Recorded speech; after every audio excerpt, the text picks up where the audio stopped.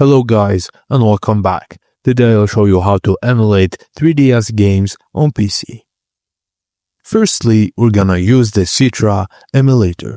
Visit the Citra emulator website and download the installer for your operating system. Now, locate the downloaded file in your downloaded folder and double-click it to start the installation process. Indicate the desired installation folder and choose the Citra Nightly version on prompt, as it is more stable. Acknowledge that Citra is an open source software under the GPLv2 license. Click Next through the remaining steps until the installation is complete and create a desktop shortcut for easy access.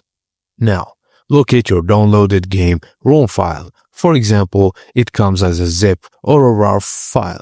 Extract it to an easily accessible folder and then open the Citra emulator by double-clicking its shortcut on the desktop. Inside the Citra file and then Load File. Navigate to the folder where you extracted the ROM and select it.